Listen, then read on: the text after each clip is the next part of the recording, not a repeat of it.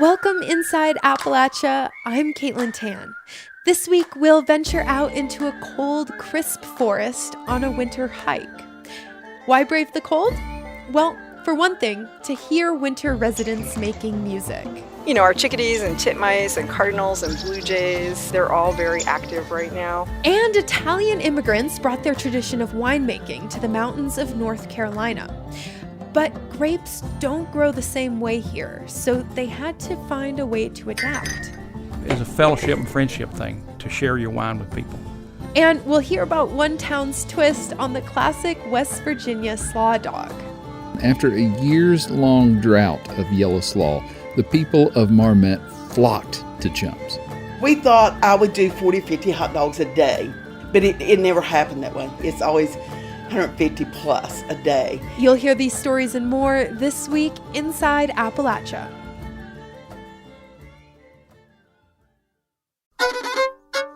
Welcome Inside Appalachia. I'm Caitlin Tan. You know, I'll let you in on a little secret. I really love snow, especially the first snow of the year. And I'm willing to bet I'm not the only one. A few years ago, Reed Frazier, a reporter with the Allegheny Front, wrote a story about his children's love of snow and what it taught him about embracing the simple joys of the new year. The first snow of the year brings a special sound out of my two daughters. It's a little like what I hear when they get something unexpected, a surprise scoop of ice cream or a new bike. But snow on the ground after a year without it induces a different sort of sound. You hear breath filling their lungs and a long pause while it stays there. I heard that sound recently when they opened the blinds and beheld the season's first real deposit of snow.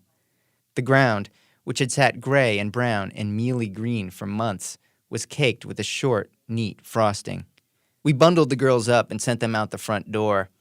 I watched through the window as they played in our front yard. There wasn't enough snow on the ground to do much with. They couldn't build a snowman, and their little hands were no good at packing snowballs. But they found another use for the white stuff. I watched them scoop snow into their mittens and lick the clumps of white in their palms. When they came back inside, Ruby, my 3.5-year-old, said triumphantly, "I aided snow." It sounds really hokey, I know, but I have to admit this. Snow and I, we have always had a special kind of relationship. It's kind of like what some children feel toward a special stuffed animal or toy. I don't just like it because it's fun, although I am a fan of skiing, sledding, snowshoeing, virtually any snow-based recreation. No, what sells me on snow is that it brings a kind of serenity to the world. It is the embodiment of a fresh start, giving a clean glaze to even the harshest of landscapes. If I ever feel lonely or sad, nothing can be as comforting as standing outside during a nighttime snowfall, taking refuge in its stony silence. And so it gave me pleasure that morning to watch my children reveling in it in our front yard, eating up snow as if it were cotton candy falling from the sky. I'd done a lot of snow eating when I was a kid. I loved how it quickly melted in your mouth, its feathery texture reduced to dense clumps of ice, and then water, in a matter of seconds. Back in our yard, my daughters were asking to walk the dog with me. They spent most of the walk dining on freshly fallen snow in our neighbors' front yards. Anya, my 6-year-old, wanted me to eat some of hers, but I'm an adult now, and grown-ups don't eat snow. I tried not to think about what was in the snow. I didn't want to take away from their joy, so I let them eat it anyway, with the caveat that they avoid snow that was yellow or brown or gray, and they seemed to understand that. What good is life, after all, if you can't taste snow? Rounding the block, Anya turned to me, offering me a mitten full of snow. There was so little in her palm it could have blown away, but there was no wind. "Eat some snow, Daddy," she said. I leaned over, and I ate the snow out of her mitten. The snow tasted exactly the way it had when I was a child. It was light and airy and gone too soon. That was the Allegheny Front's Reed Frazier in an essay he wrote a few years ago. You know, there's something so magical hearing Reed describe his children's reaction to the snow. And getting outside like that can be one way to help with stress. It can feel hard and like we sometimes don't have time. But taking a break from social media and the news and getting bundled up and venturing out into nature, even just for 5 minutes, can help.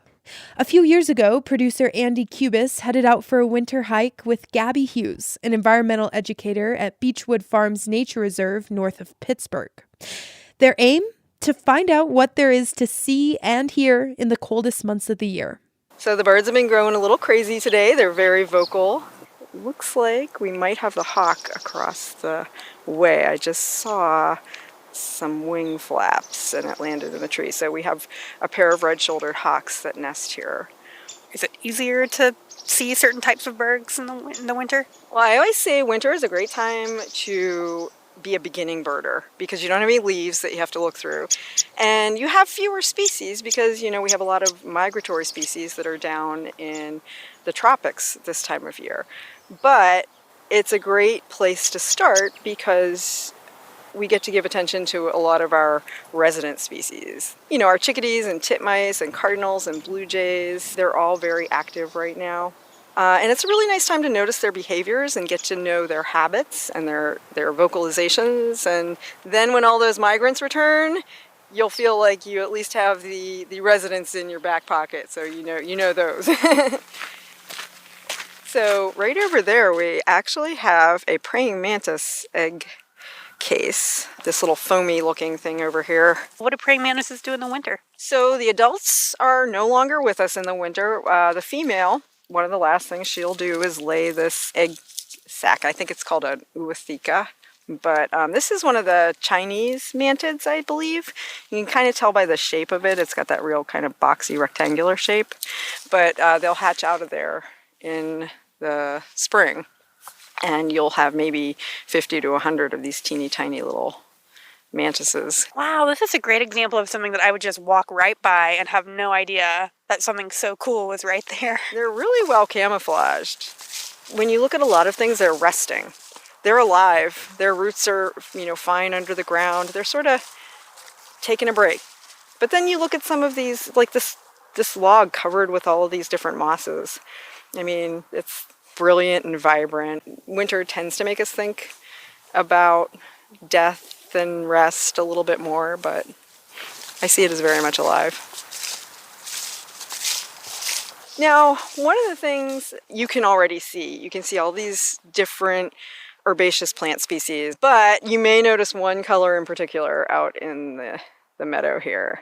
Yeah, kind of like a beige, a lot of beige. Like a yellow tan kind of color. It looks kind of like a Dr. Seuss landscape out there. It's all like these soft humps, and unfortunately it's stilt grass, which is an invasive species, and it's really starting to take over. And winter is a time when you can really see how much it has taken over. Can you tell me a little bit more about this invasive grass, where it's from and what it's doing to the environment around here? It just seems within the past 10 or 15 years, it's really, really, really started to make an appearance. But it's been here for decades, and it was originally introduced as a packing material. So you can imagine, you get this packing material and toss it out, and the seeds come with it, and it's a problem all over western Pennsylvania.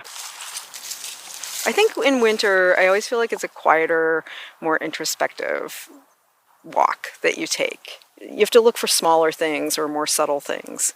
It can really calm you down, and it's just a wonderful reminder of everything that's alive. When we think of the dreariest season of the year for most people, if you go outside, you'll just realize all of the life that is happening. You've given me a new appreciation for winter hiking, so thank you. Yay! My pleasure. That was Gabby Hughes, an environmental educator at Beechwood Farms Nature Reserve, which is run by the Audubon Society of Western Pennsylvania. She was talking with Andy Cubis of the Allegheny Front. The forests don't have many plants growing now, but later this summer they'll be bursting with life. And some of these plants are foods you can eat, like elderberry, which supposedly has health benefits. Herbal remedies, things like elderberry syrup, have experienced a renaissance in recent years. Industry trackers have reported an explosion in sales and prices. But these remedies have been a path to wellness and independence in Appalachia for centuries. Last spring, reporter Heather Duncan went to meet herbalists who are reviving these traditions in Tennessee. Crystal Wilson's small garden beds and animal pens sprawl off both sides of a dirt drive on the side of a ridge in Rockford, south of Knoxville. She's been gardening and tending the herbs in her forest floor here for a quarter century. Wilson grew up in Southwest Virginia, learning about wild plants on long walks with her father, who was a factory worker. Her grandparents made extra money gathering plants to sell at an herb house in Marion. It dried the herbs and sold the components to pharmacies. Appalachia used to be the pharmacy of the United States. You know, we would harvest the plants here. They go to compounding pharmacies, and that would make medicine. So folks could gather things and take them there to sell them to make extra money. So that's always been part of who we are here. We just forgot it. Wilson didn't forget. She learned even more about remedies from Appalachian women she taught to read as a literacy coach, her first job after graduating from college. Until the COVID-19 pandemic, Wilson sold home remedies from her farm or a farmer's market, mostly to women. Historically, women turned to herbs for health concerns like menopause and family planning. Today, they also want cures for other problems of our time: sleeplessness, anxiety, and depression. Wilson says elderberry syrup is often the gateway to trying other remedies. Here on Wilson's land, it's literally by the gate. Well, do you know what that is down there at the road? No. That's your first quiz. Come on, that one down there with the white blooms on it. Oh, yes. What is it? That's your elderberry, right? Well, that's a little bit of many. Yes, that's where we're going to start down here. What are we hearing? That's guineas. A flock of flustered guinea fowl follows Wilson as she winds among goat pens. The berries are a few months off, so today she's going to show me how to make a fever tincture by steeping elderberry flowers and honeysuckle in vodka. First, we have to find open blossoms like small lace doilies. After a hunt, she snaps some off and takes them to a metal bowl of water.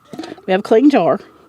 I try to look for bugs. We're going to wash it off. She gestures to the huge containers built onto wooden platforms at each corner of the house. This is rainwater from that barrel. Wilson values not only tradition, but also what science teaches about conservation, climate change, and healing. As a diabetic, she depends on modern medicine and emphasizes that herbal remedies are not a replacement for it. She's even taught nurses how to avoid interactions between home remedies and prescriptions. For a tincture, you know, it's a plant and alcohol base. I usually use potato vodka because a lot of folk got wheat allergies. So now we're going to take our potato vodka and cover this up. When someone buys a tincture, Wilson personalizes the dosing based on their age, weight, and medical history. She's aware of modern challenges. We've got a lot of opioid addiction, so, you know, you don't want to give somebody struggling with that and alcohol. So I'll use glycerin, or I'll use even apple cider vinegar for someone like that. I will put this in a windowsill, and I will shake it or walk by it every day. And then about 6 to 8 weeks, I'll strain it and put it in amber-colored little dropper bottles. So everything is slow about this, from the plants to the medicine. Nothing's fast. There's wisdom in that. Demand for that wisdom has come full circle. Wilson says suburban enthusiasm for traditional remedies is actually driving more Appalachians back to them. It's so wonderful to see people, I know that, and to have that light bulb come on again. Jill Richards reflects the newer trend of college-educated suburban women making herbal remedies. She's a mother of 6 living on the outskirts of Knoxville. I think definitely through the years there's been more of an uptick in just regular suburban moms wanting to do things naturally. Richards turned to making home remedies 25 years ago when her first baby was born, learning recipes from books, her chiropractor, and other moms. They'd make a social event of concocting salve and diaper rash cream while their toddlers played. As her kids aged, Richards came to rely on other remedies. I have fire cider, and I drink it every day during the winter, and I think it gets rid of anything. On her counter is a big glass container with a spigot. It holds a light amber liquid, thick with white fragments and flower-shaped pepper slices. So you take horseradish root, onions and garlic, habanero peppers, some herbs and spices and things like that, and then put them down in apple cider vinegar and let it ferment for like 4 weeks. And then you just drink it. So this is it. I keep my little shot glasses over here. And you just pour it and drink. Yeah. And it is very hot. But I am telling you, I don't think anything bad could live near you if you drink that. Richard sells elderberry syrup, which has gained mainstream popularity for warding off flu and colds. Some medical research seems to show it can strengthen immune response and shorten illness. She puts the word out to friends on Facebook when she cooks a batch from dried berries ordered online. Richard says herbal remedies are part of a holistic approach to health. It's interesting to me that we call them alternative because this was what people used to heal for thousands and thousands of years. I mean, this was the original medicine, plants and berries and oils and extracts. Modern women like Richards can now learn the skills in formal classes. Ladies from a local Red Hat Society are perched on stools around a bar in a greenhouse, clinking ceramic teacups. They've just had a workshop on herbal tea at Aaron's Meadow Herb Farm in the rolling fields of Clinton. The class was taught by farm owner Kathy Burke Mahalzo, whose customers are mostly from Knoxville. She says interest in herbal remedies reflects the broader trend of wanting to know where our food and medicine come from. That went into overdrive during the coronavirus pandemic. Classes stopped, but some online buyers were hoarding immune boosters like dried elderberry and echinacea. Mahalzo quit selling more than a bag at a time. But she says the pandemic brought more people to value gardening and self-sufficiency. I think it did make people think, especially when, stores were closed and restaurants were closed. It's like, oh my gosh, if I did have, let's say, an injury or an illness, what would I do if I couldn't get to the store for these store-bought medications? I want to know what I could grow and use right out of my backyard. If I had a stomach ache, my child couldn't sleep, we have a small burn.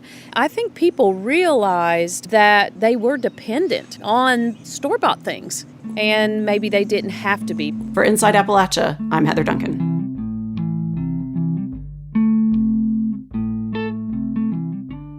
Heather originally reported that story in 2021. After the break, one of our reporters has been on the case of the infamous Marmet Slaw dog in West Virginia. We hear about a revival of one small town's 90-year-old recipe. You're Inside Appalachia. I'm Caitlin Tan. We'll be right back.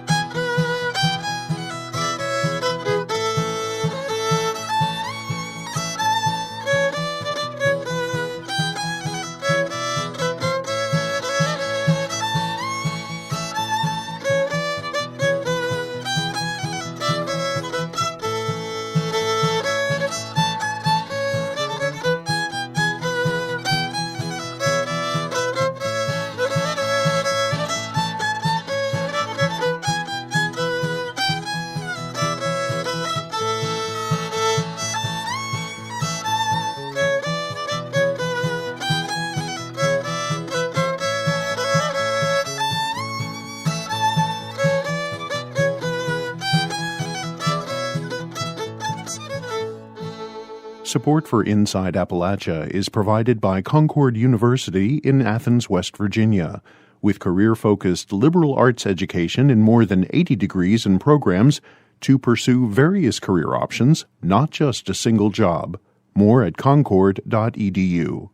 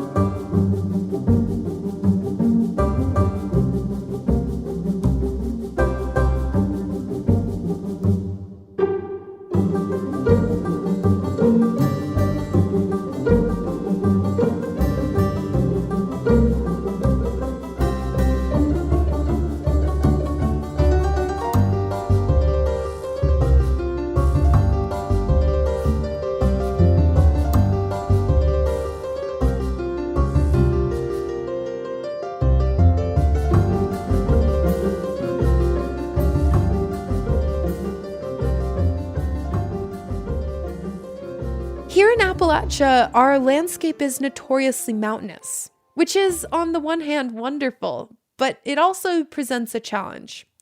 Companies and government officials are promising to use more renewable energy as a way to address climate change. And one way to do that is to build solar farms. But solar farms need flat land, something that's in pretty short supply here. Developers have found some flat land in portions of Appalachia, including in Pennsylvania. State Impact Pennsylvania's Rachel McDevitt reports the growing industry could take some communities by surprise. And they might even push back. So, okay, you walk out here, that whole field's going to be solar panels. You walk over here, this is all solar panels. Dwight Amos bought his half-acre property in Mount Joy Township near Gettysburg about 10 years ago when he was looking to downsize. You won't go anywhere on my property and not be affected. The proposed Brookview solar project from Florida-based NextEra Energy would surround his house, he says, like a prison. I am upset. I mean, I'm 61 years old, and I've been through life and worked hard, and I'm ready to, get ready to retire, and this is uprooting everything. Amos is part of a group of neighbors fighting the 75-megawatt project that would spread through 26 different parcels and 1,000 acres. Panels would cover about half that area. It's been in the works for a few years, but it came as a shock last December to neighbors who weren't approached for leases. Well, this nightmare hit. We came back from Florida last year. We had a note on our garage door. That's how we found out initially that this was even going on. We had no clue. Todd McCausland says he spent at least 1,000 hours this year researching and organizing against the project. He spent 2 hours telling me his reasons it should be denied. It's going to forever cripple the ability for the township to grow. They won't tell us what kind of panels they're going to use. Hundreds of deer and all this other wildlife. What if this never gets decommissioned? What if it becomes a solar wasteland? Local government issues, property values, ecological concerns, the list goes on. Clayton Wood did not see this opposition coming. His family was among the first to lease land to the project, more than 150 acres. I think people are just assuming the worst at this point. Wood is the fourth generation to own his family's farm in Adams County. Though he now lives in New York State, where he manages a dairy, he thinks of Mount Joy as home. His parents still live on the land, and he wants to be able to pass it on to the fifth generation. Over the years, the family has been approached by other developers. One wanted to put in a water park. I don't want to have to sell it. I don't want to have to pursue development opportunities beyond what we think is purposeful and relevant. For a long time, agriculture was the relevant use, but Wood says the economics of a small dairy farm just didn't make sense anymore. He says solar does. He can't say how much he's making from his solar lease because of the contract, but the range in Pennsylvania is between $300 and $2,000 an acre per year.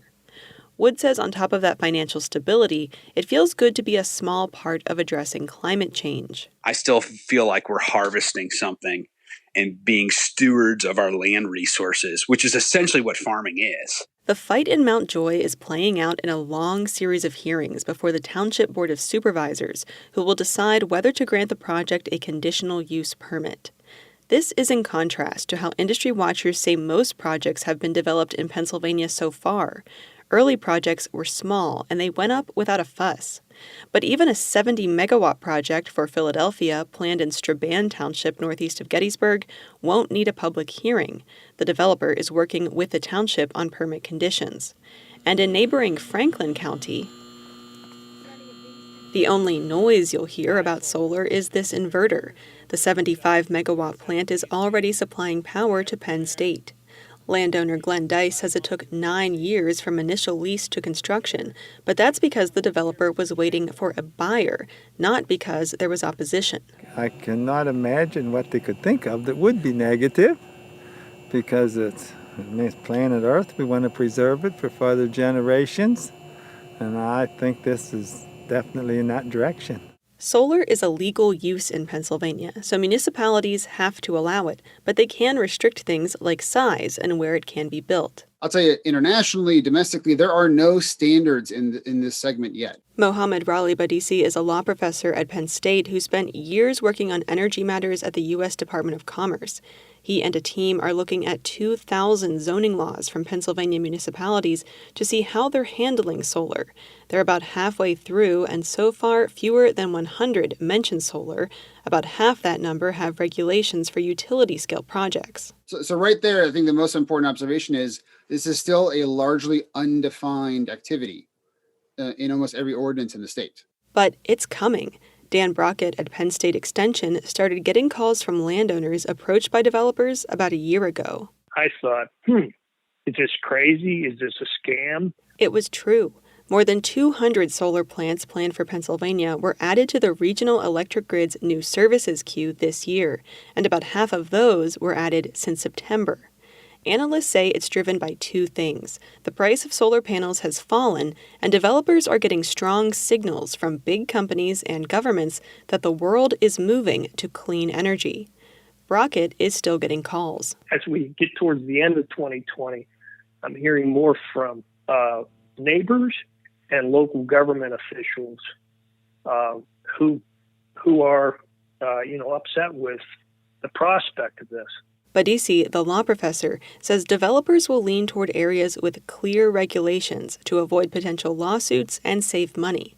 So for townships with a lot of open space, there is some urgency. How do they put a reg on the books that protects the community, but lowers the development costs? So at the end of the day, cheap power is produced, which is what everybody really wants from this. So Badisi says the whole thing reminds him of Pennsylvania's shale gas boom. It started with land agents securing leases with private landowners, and then suddenly this big new thing was happening in people's backyards. The solar boom could follow a similar arc if the state decides it's too important economically or for climate change goals to leave up to local governments. It could really blow up to be like a much larger, even like local versus state debate at some point. So a lot of us are watching this wondering which direction it's going to go. We just don't know. For now, that direction is being decided mainly by rural townships, many of which haven't traditionally hosted energy projects. Each one will soon have to choose whether and how solar fits with its vision of the future. That was State Impact Pennsylvania's Rachel McDevitt reporting in Adams County, Pennsylvania. That story originally aired in December 2020. In the colder months, there's nothing I like more than talking about favorite foods. One of our Folkways reporters, Zach Harold, called me up to talk about a West Virginia food that's important to him. Caitlin, I know you're from Wyoming, but you've been in West Virginia for how long now? For 2 years. 2 years, that's long enough.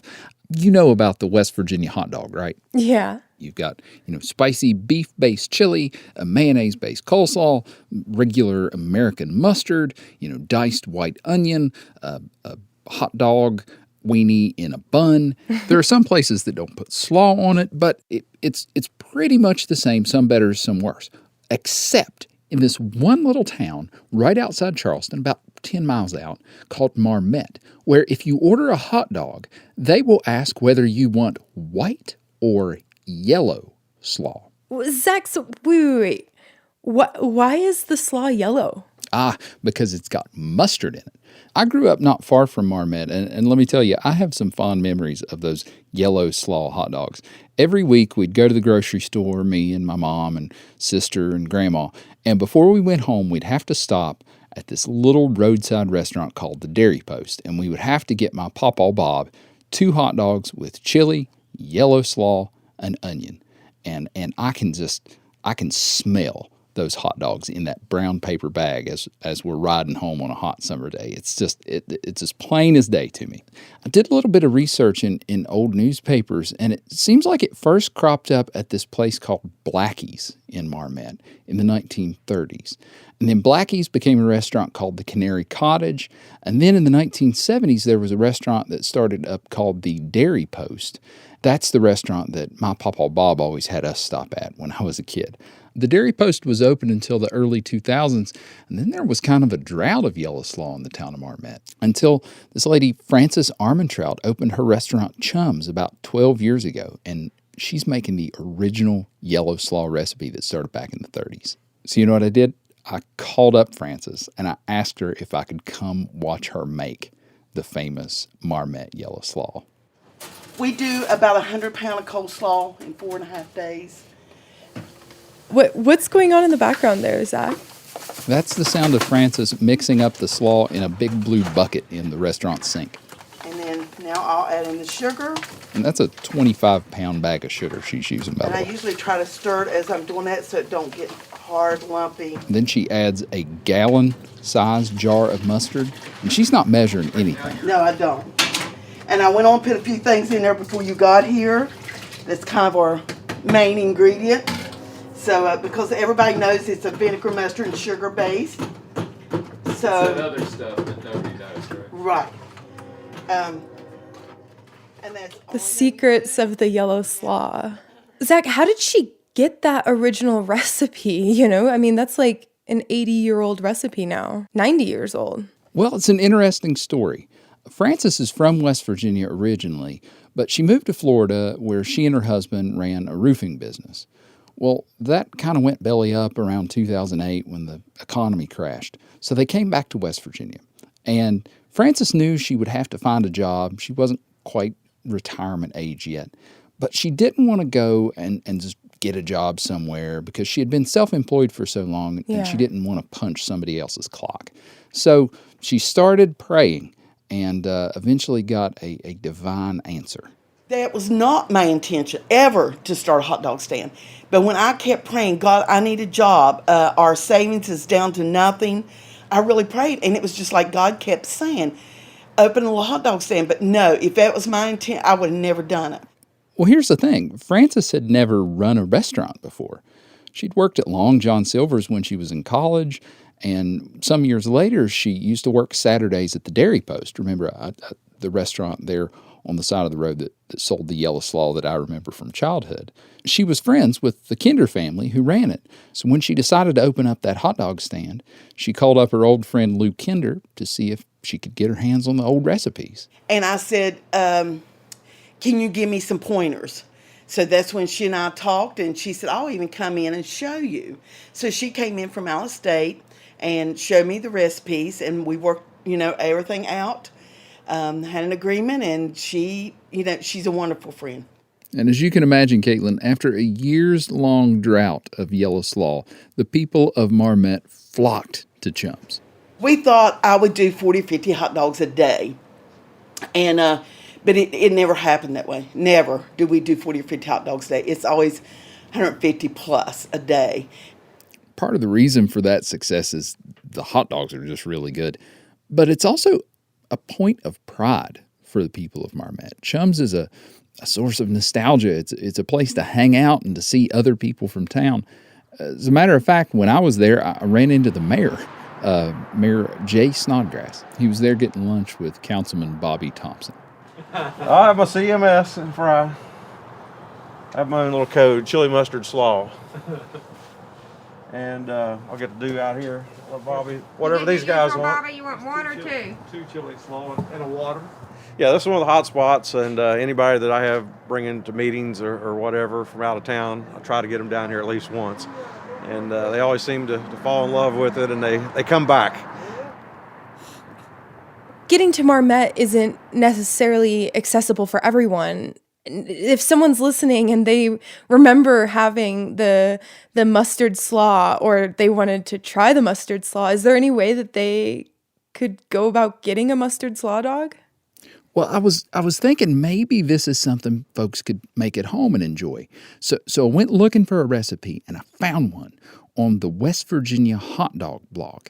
The editor of the site, Stanton Means, wrote this post about how he was at a flea market in Marmet, and he was looking through some old furniture, and he came across this recipe box, and inside was a yellowed index card, and on it was written the recipe for Marmet yellow slaw. No, are you serious? Well, that's what the article said. So I called up Stanton to ask him about it, and it turns out the whole story is completely fake. Well, as a blogger, especially when you're a blogger about hot dogs, you don't have a real strong sense of journalistic integrity, I guess. And so I was approached by someone who claimed to have the famous Marmet yellow slaw recipe, but he swore me to secrecy. And he said that if his name got out, or if anybody knew that he'd shared it, he'd be in big trouble. So he gave me this recipe.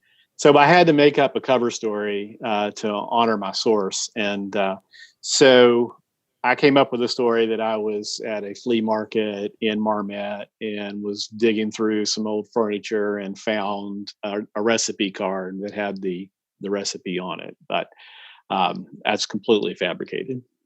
I just can't believe that his source, there was like a fear, and he doesn't want people to know who he is. It's like this sacred recipe.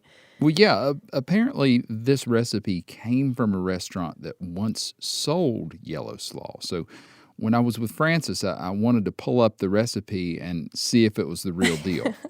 No, this has honey in it. And I don't know, and no, this is different from ours. It's very different from ours.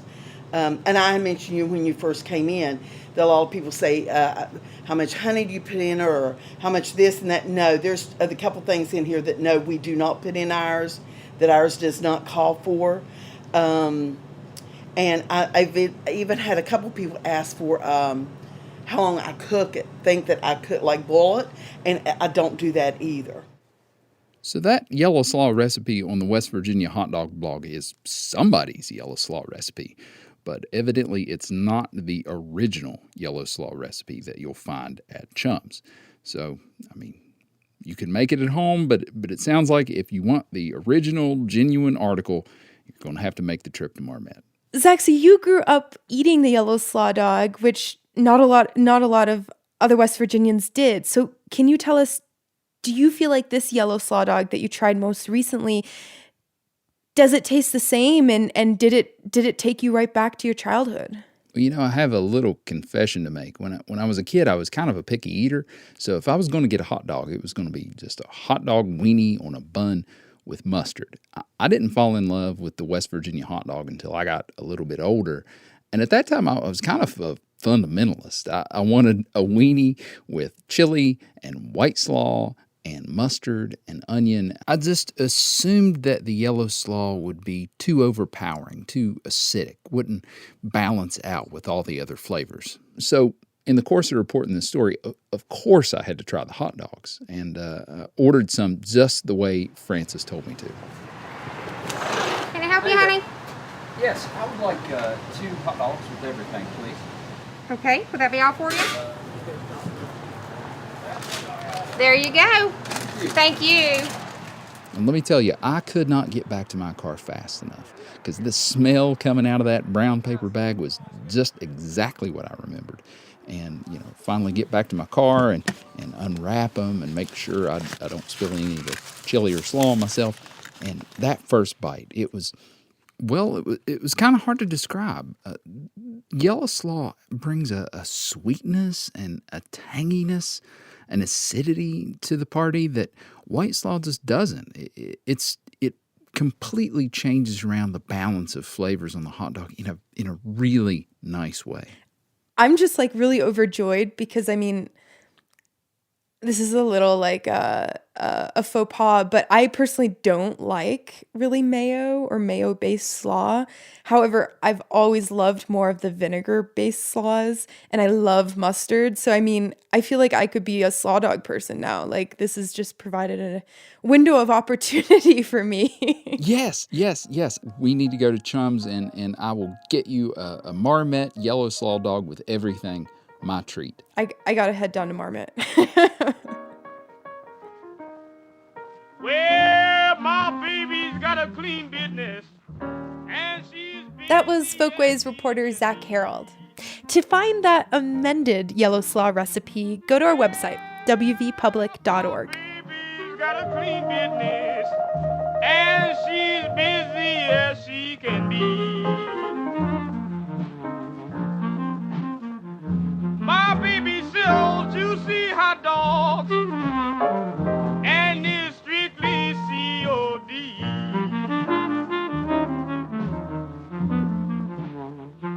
Well, her meat is tender and brown, and her prices are not up to sky. She's got a sign hanging over her window. Our Folkways Reporting Project is an ongoing series of stories that explore Appalachia's cultural traditions.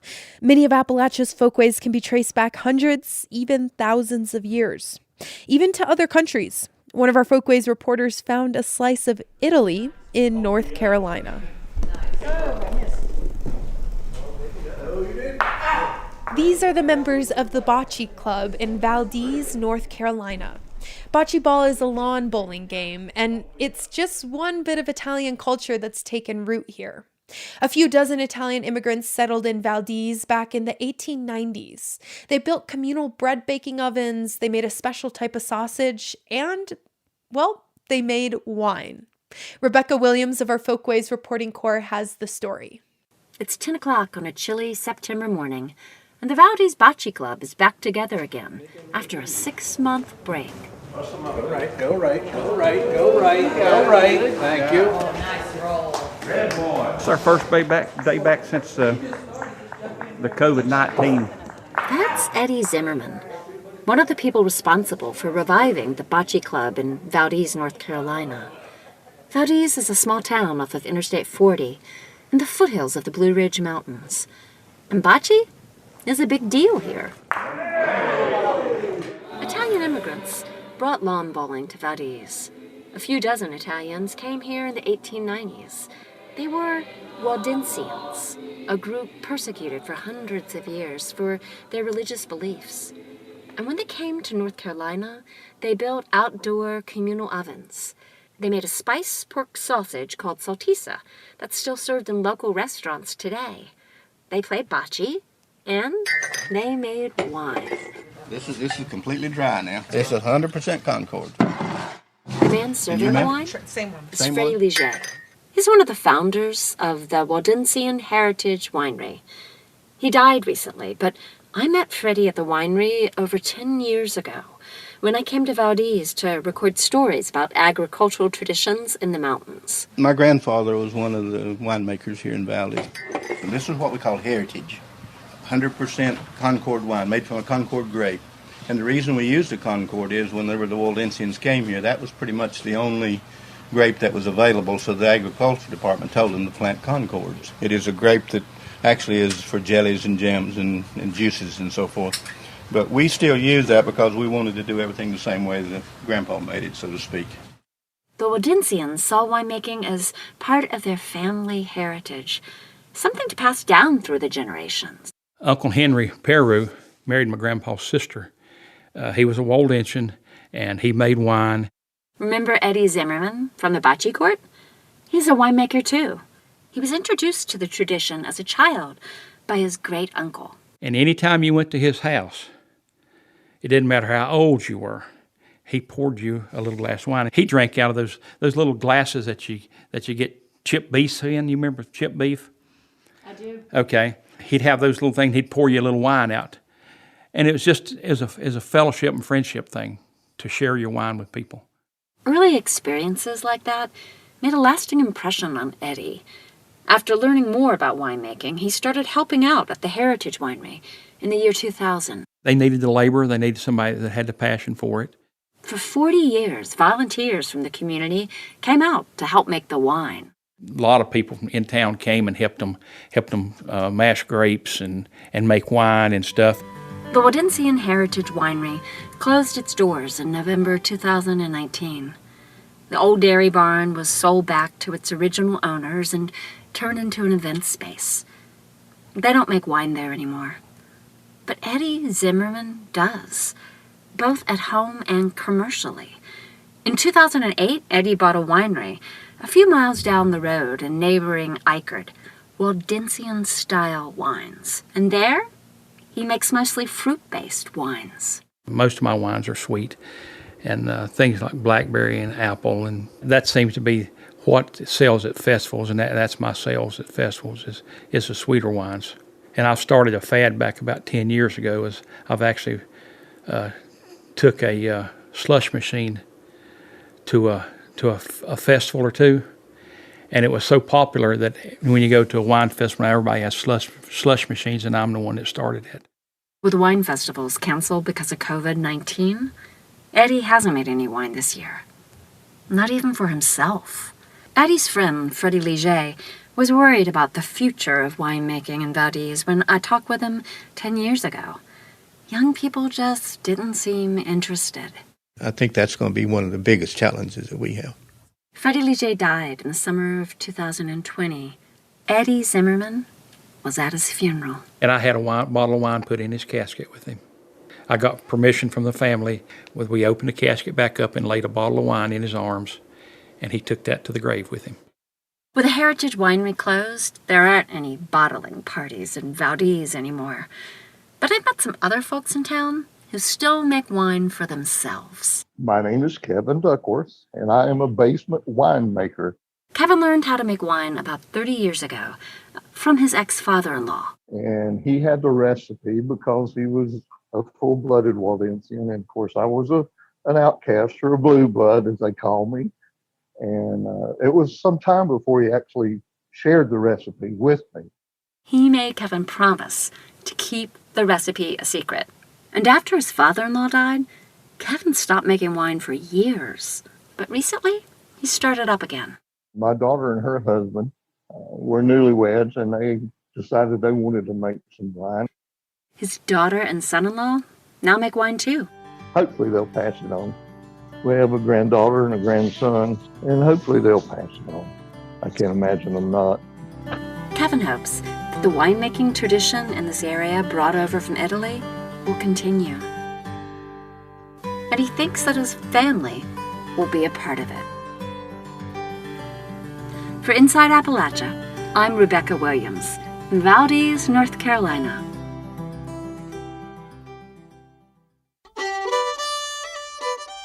To hear more of our folkways stories, go to our website, wvpublic.org. As we kick off this new year, I'm wishing for you all hot food, a glass of cheer, and a nice walk outside. It's nice to remember that there are things to love about winter, like waking up on the weekend to a fresh layer of snow, or seeing one's breath in the frosty air. You really can't help but smile. Well, until next time, thanks for joining us as we journey throughout Appalachia.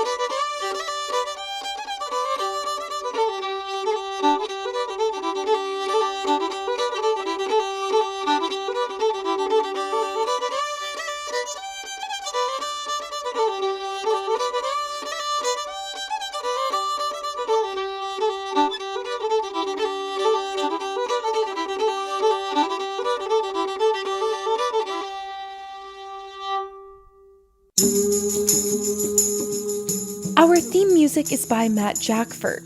The fiddle music you heard in today's show is from the archived field recordings at the Augusta Heritage Center, recorded in the 1990s by Jerry Milnes. Other music this week was provided by Dinosaur Burps, Dr. Turtle, and Jason Shaw. Roxy Todd is our producer. Our executive producer is Andrea Billups. Kelly Libby is our editor. Our audio mixer is Patrick Stevens. Xander Alloy also helped produce this episode. You can find us on Twitter at @InAppalachia. You can also send us an email to insideappalachia@wvpublic.org. Visit wvpublic.org/InsideAppalachia to sign up for the Inside Appalachia newsletter. There, you can also subscribe or download all of our stories. Or look for the Inside Appalachia podcast wherever you get your podcasts. Inside Appalachia is a production of West Virginia Public Broadcasting.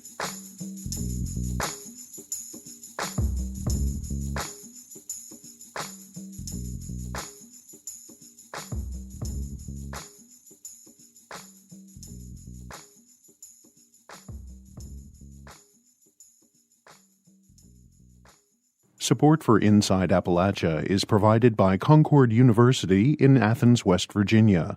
With career-focused liberal arts education in more than 80 degrees and programs to pursue various career options, not just a single job. More at concord.edu.